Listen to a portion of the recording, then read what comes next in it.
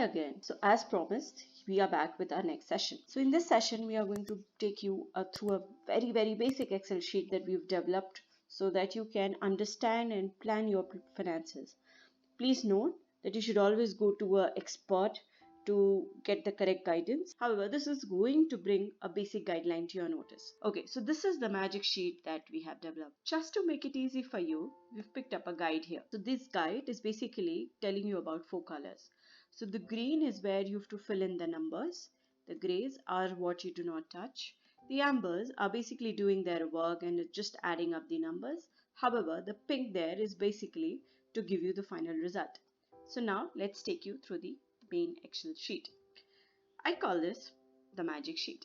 So let's put here your monthly income. So your monthly income could be 10,000 rupees. It could be 25,000 to 2,50,000 rupees.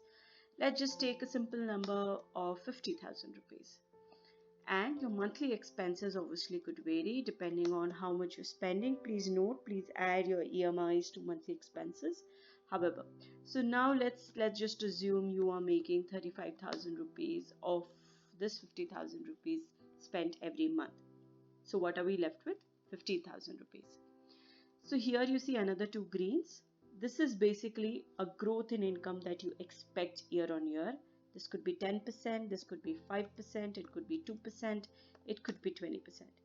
And in expenses, we are hoping that you'll understand how savings are important and you'll keep this expenses to lower than your income growth. So now keep this income growth as 10% and now assume the expenses to grow by 5%. So that basically means month on month, you will try and save more.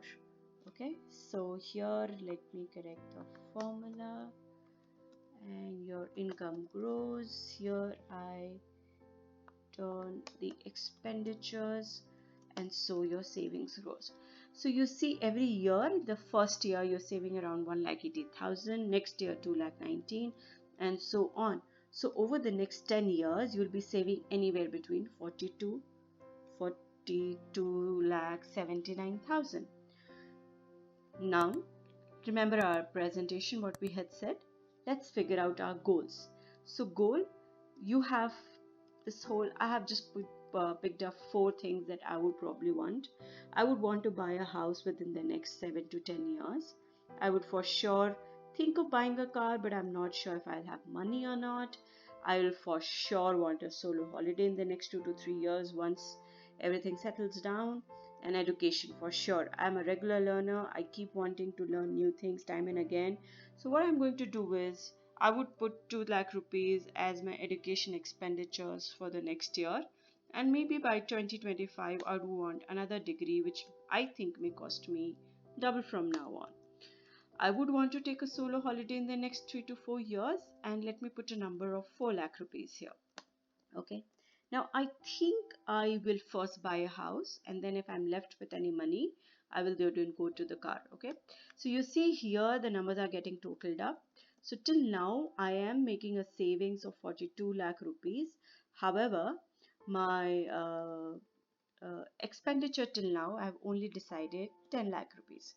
So now I will, let's think we can buy a house of about, so if I buy a house of 50 lakh rupees, at least 20% of that, let me take 50% of that, I would want to pay as my own contribution. So 1 crore of property, if I decide to take up, 50% of that I will have to pay. Okay. Now if you see here, I'm crossing my limit. So that basically means I can't buy a property of 1 crore. Let me bring this down to 80 lakhs. Okay. Let me bring down this to 50 lakhs. Yeah.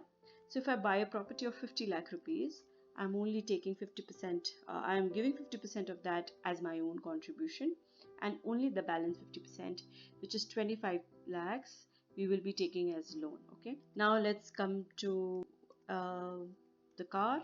After buying the house, I would want to buy a new car, which is for about 5 lakh rupees. Okay. So here we go. Now let's just calculate the whole number. But before we go ahead, I would like to tell you, just to keep it simple, let's assume that we are only buying a property of 5 lakh rupees, 50 lakh rupees, and we are going to pay it by own ourselves. So here you see we are not left with any money, but we'll still take a little stretch to see if we will land up with any money after we do our investments and make any returns on it. So now let's come to the next section, which is investment ratio.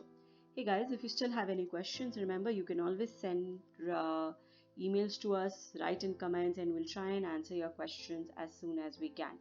Okay, so now moving forward, here is investment ratio. So if you remember from our presentation, we had spoken about long term and short term. This is what we've kept here. I've just introduced something called retirement planning, though it is a very complicated subject, but because we are trying to give you a very snapshot of what you can plan so that you can accordingly speak to an agent for expert advice. So here I'm keeping that 10% of my savings I will always be keeping for my retirement, and the balance I will be investing between long term and short term. So if you see in the next 1 year, I am in 2020, in the next 1 year, I have an investment of 2 lakh rupees, okay, which I have an expense of 2 lakh rupees. So what we do is that we go to this Excel sheet, we try and put 50% in long term and 40% in short term, and we try and copy that everywhere and then see how we land up, because remember long term is going to give you more returns, however short term is going to give you less returns.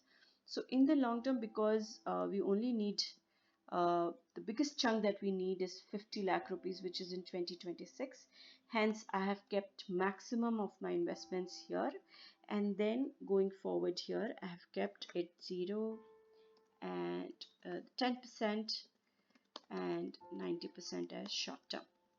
Okay, and you see here we are landing up with 10%. That means my ratio somewhere is going wrong, so this can be 80% if that is 10% already.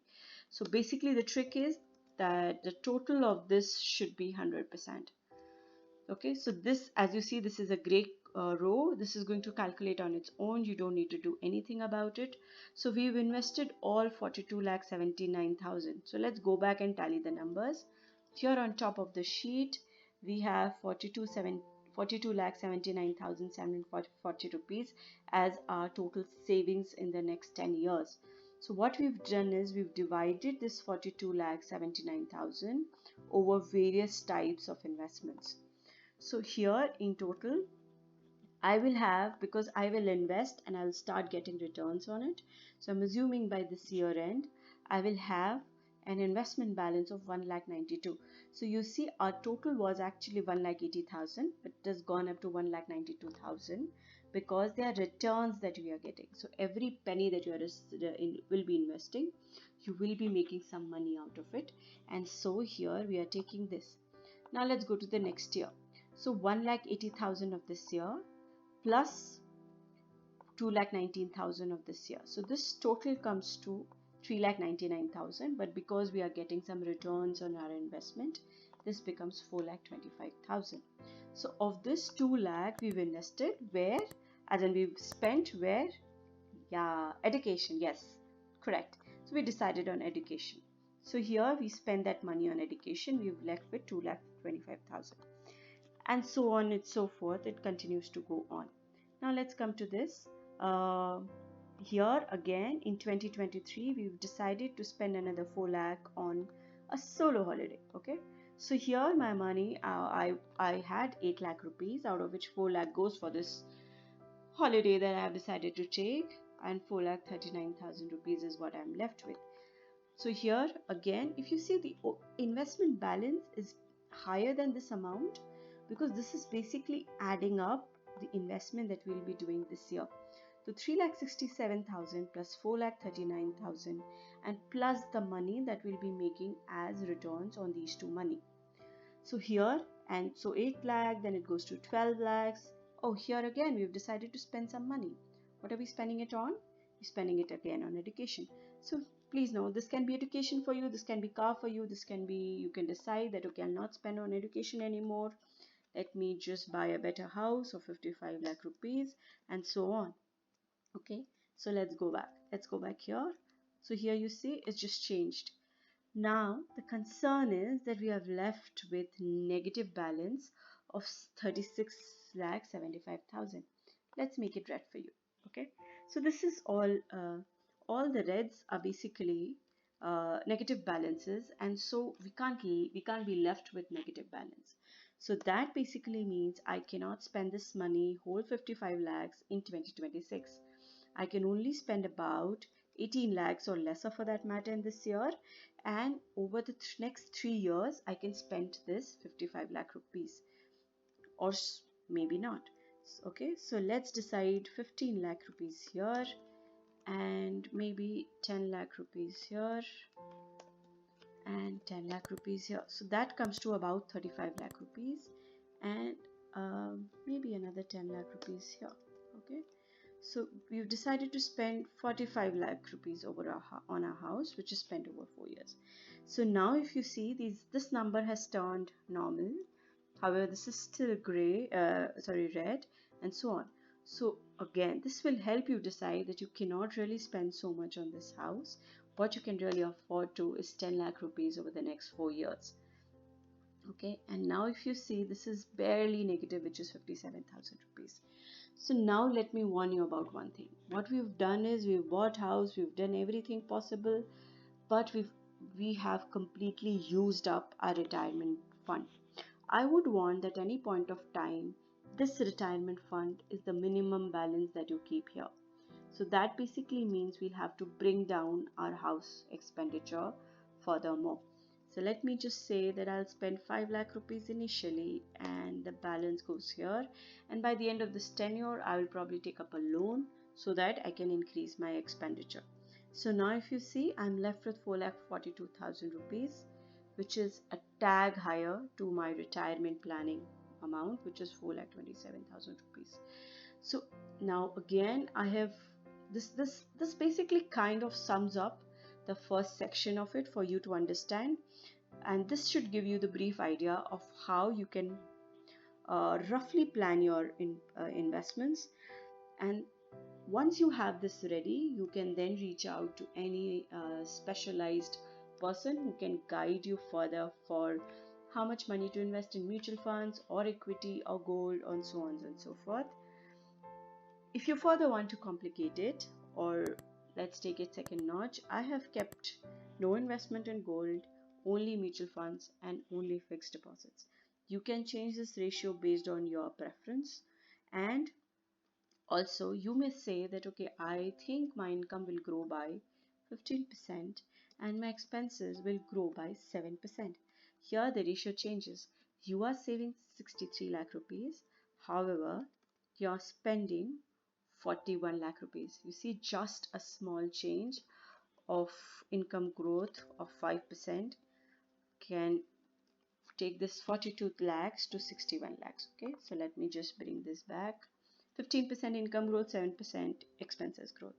Now if you see at the end of the sheet, you are left with 25 lakh rupees, which is way higher than your retirement planning. So that basically means work harder, work, strive as much as you can so that you can grow your income as much as possible. And don't, it's not that do not spend at all. Spend on things which are important for you, necessary for you, but save the good for you. So this is a suggestion from us. Thank you so much. Keep logging in. Swati Singhania.